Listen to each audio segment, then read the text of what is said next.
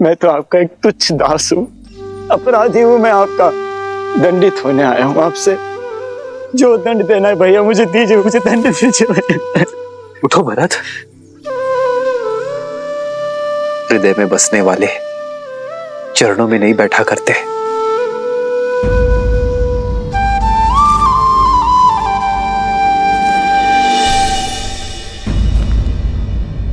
मैं हृदय से लगाने के नहीं बल्कि 100 कोड़े बरसाने के योग्य हूँ। अपराधी हूँ मैं आपका। मुझ पापी के कारण आपको इतनी वेदना भोगनी पड़ी।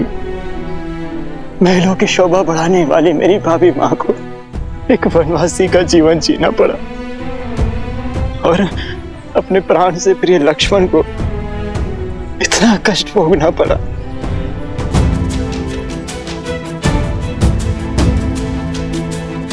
भरत भैया, बचपन से आपने सदैव मुझे अपने साथ रखा, कभी मुझे अकेला नहीं छोड़ा।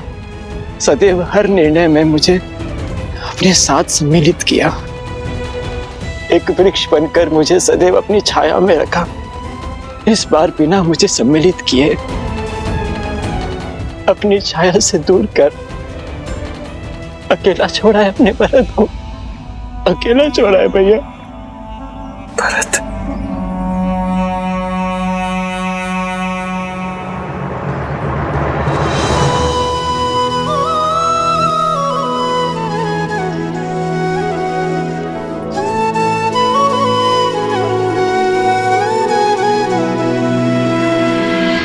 देखी भरत भावुक रघुराई, ब्रात मिलन की घड़ी है आई।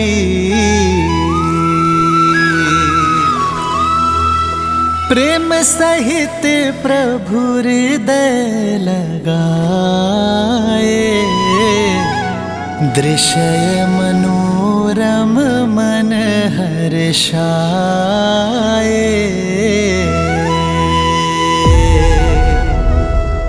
विश्वास नहीं होता, भिन्न भिन्न गर्भ से जन्म लेने वाले भाइयों के बीच इतना प्रेम।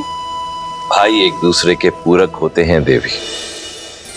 जैसे नारायण अपने शेषनाग के बिना, अपने सुदर्शन चक्र के बिना, अपने शंख के बिना अधूरे हैं, उसी प्रकार नारायण रूपी श्री राम भी अपने शेषनाग रूपी लक्ष्मण के बिना, सुदर्शन रूपी शत्रुघ्न के बिना, शंख रूपी भरत के बिना अधूरे हैं। भविष्य में जब जब संसार में प्रेम और धर्म का महत्व कम होगा, तब तब ये संसार इन चारों भाइयों के परस्पर प्रेम और समर्पण को सदैव स्मरण करेगा।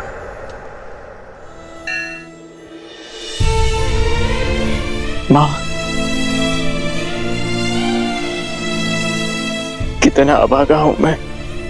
मां शब्द कह तो दिया, किंतु संकट की घड़ी में अपना पुत्र धर्म नहीं निभा पाया। अशुभ शब्द ना कहो भरत। अशुभ तो आपके साथ हुआ है माता। अपराधी हूं मैं आपका, पापी हूं मैं। लक्ष्मण तुम्हारा भी अपराधी हूं मैं, पापी हूं मैं। तुम ही दंड दो मुझे। उठाओ ये धनुष और चला दो बाण मुझ पर।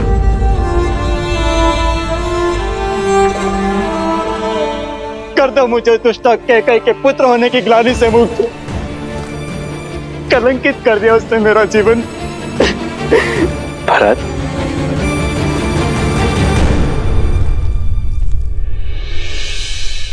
मेरी माता कैकई के लिए अपशब्द मत कहना।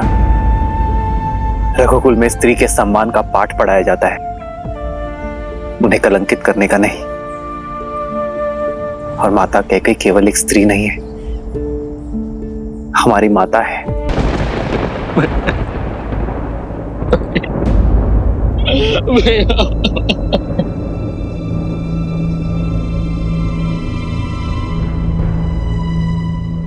भरत,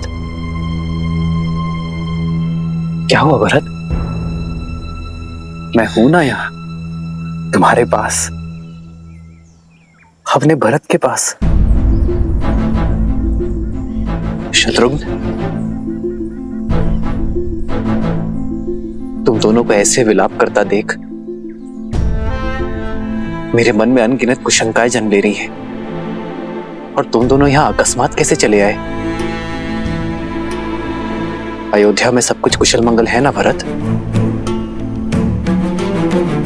और पिताश्री कैसे हैं?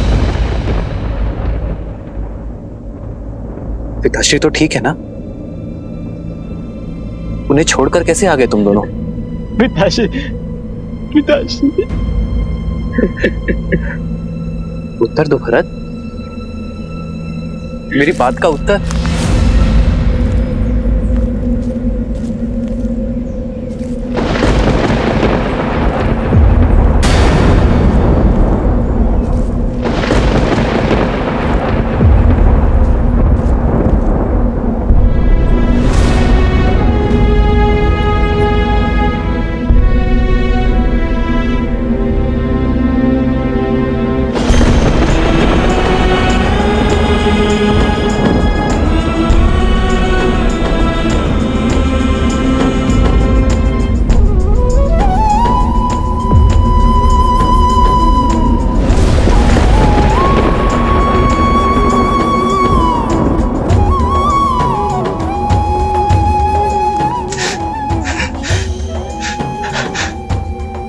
हमारा हाथ हो गए भैया।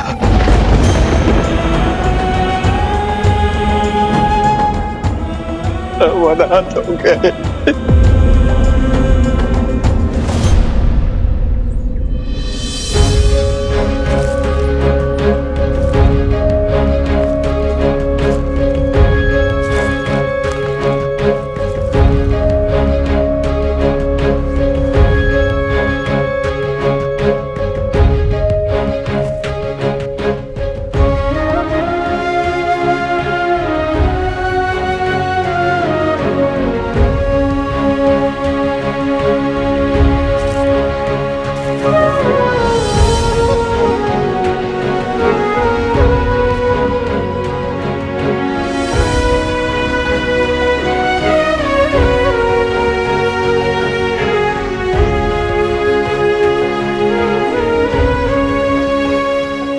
माँ, पिताश्री के जाने के बाद मेरे माओ की ममता का ही तो सहारा है मुझे। यदि आप टूट गई माँ, तो इस राम को कौन संभालेगा?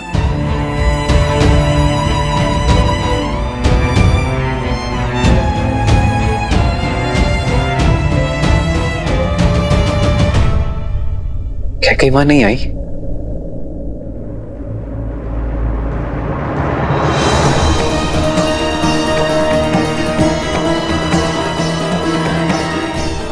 माँ,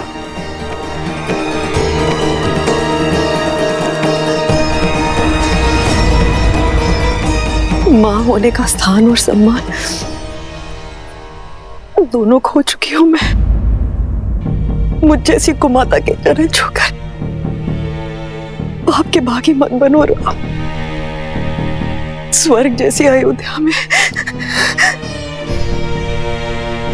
ईर्ष्या का बीज खोला है मैंने। प्राणों से अधिक प्रेम करने वाले पति के प्राण लिए हैं मैंने। सगे पुत्र से भी अधिक प्रेम और सम्मान करने वाले पुत्र को कष्टों का ये वियोग दिया है मैंने राम। मैं तो तुमसे क्षमा मांगने योग्य भी नहीं हो रहा, क्षमा मांगने योग्य भी नहीं हो रहा। ऐसा मत कहिए माँ, शतरानी हैं आप। अस्त्र को अग्नि में तपाकर कांटे बनाया जाता है, स्वर्ण को तपाकर कुंदन बनाया जाता है। आप तो अपने राम को और सबल बना रही हैं माँ। सब नियति का खेल है माँ। जो आज अशुभ है वो कल शुभ हो जाएगा। यदि आपने अपने राम को चरण स्पर्श करने ना दिए तो आपके राम का जन्म व्यर्थ हो जाएगा मां।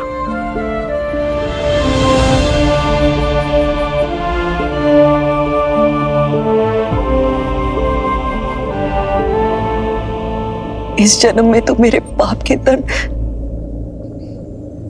असीमित है राम। कभी भी किसी पुत्र को मुझ जैसी माता न मिले, किंतु प्रभु से यही प्रार्थना होगी कि हर जन्म में मुझे तुम जैसा पुत्र ही मिले, मेरा राम।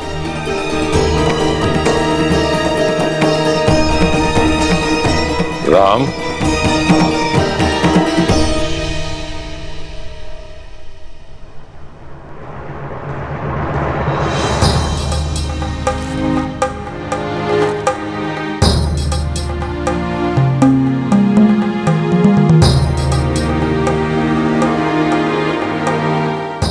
जो बीत गया उस पर शोक नहीं करते राम। शोक जितना बड़ा है उससे कहीं बड़ा दायित्व भी है। महाराज दशरथ के ज्येष्ठ पुत्र होने के नाते पिंडदान और अस्थि विसर्जन करो।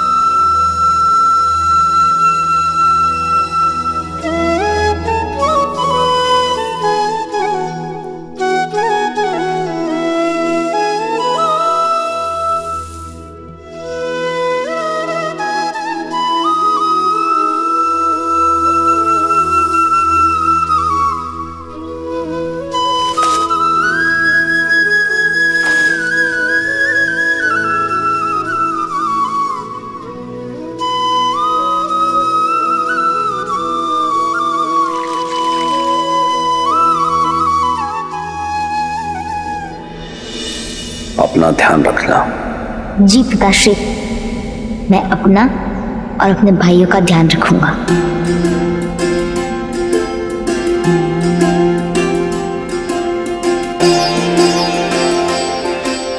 हमारे पिताश्री साक्षात धर्म थे और धर्म कभी संसार से नहीं जाता। वो हम सब में अंश बनकर, अयोध्या का मान बनकर, रघुकुल की रीत बनकर महाराज दशरथ की अंतिम संस्कार की अंतिम क्रिया समाप्त हुई। पंच तत्वों से बना हुआ शरीर पंच तत्वों में विलीन हो गया। जीवन का यही परम सत्य है और इसे स्वीकार करो पुत्र, और अपने पिता के सपनों को और उनकी मर्यादाओं को साकार करो।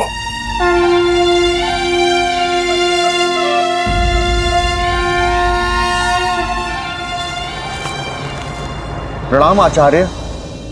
प्रणाम श्री राम। मिथिला नरेश, महाराज जनक पधार चुके हैं।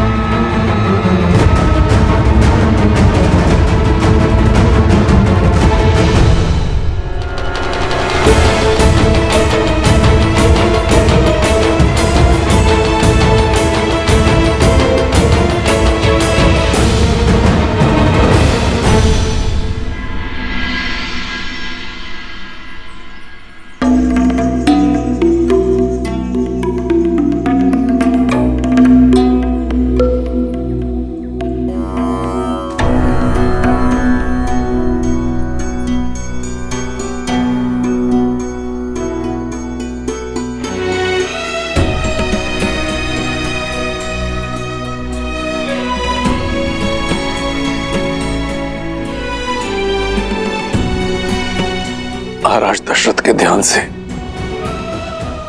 जितनी विचलित अयोध्या है, उतनी ही शोकाकुल मिथिला भी।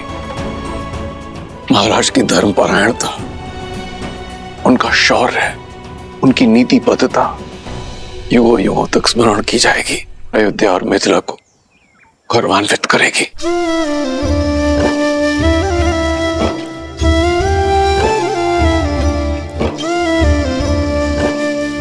जिस पुत्री को इतने लाड प्यार से पाला, उस पुत्री को इस वनवासी रूप में देख आंखें भी भर आई और मन भी।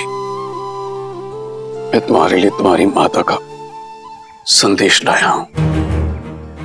वो चाहती हैं कि तुम अयोध्या लौट जाओ।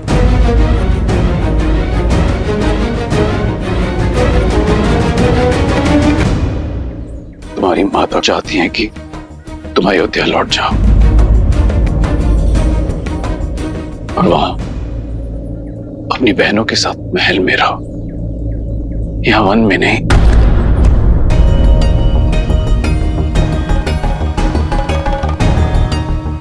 जैसे राम के साथ लक्ष्मण है, वैसे ही अपनी बहनों के साथ सीता।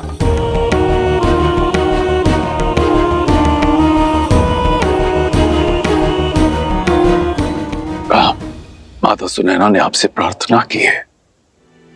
महाराज जनक, मेरे साथ वन का कष्ट भोगना सीता की अपनी इच्छा थी और मैं उस इच्छा का सम्मान करता हूं। किंतु आज यदि सीता अयोध्या लौटना चाहे तो मैं उस इच्छा का भी उतना ही मान रखूंगा।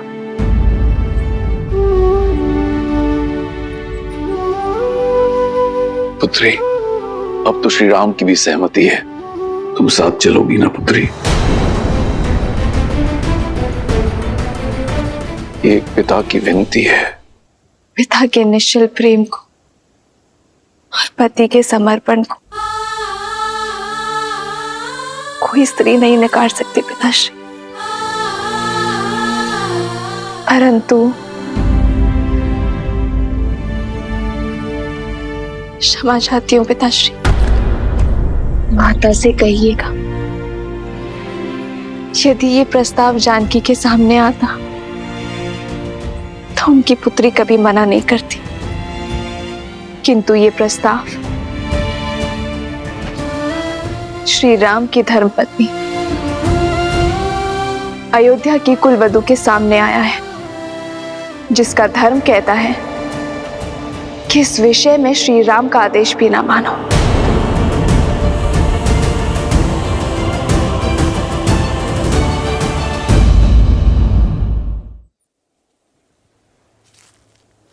पिताश्री, माता से कहिएगा कि अग्नि साक्षी बने हैं हम, और ये बंधन इस संसार के किसी भी कष्ट से नहीं कटेगा।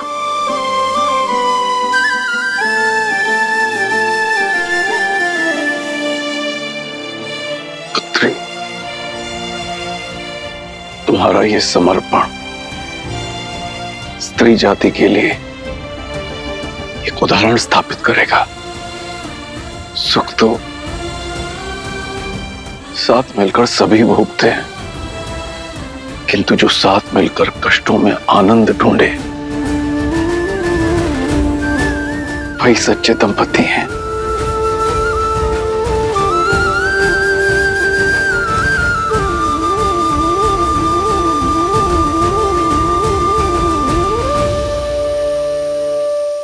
क्या करूं पिताश्री, आपने संस्कार ही मुझे ऐसे दिए हैं। आपके संस्कारों का अंकुर ही तो मेरे व्यक्तित्व का वृक्ष है पिताश्री।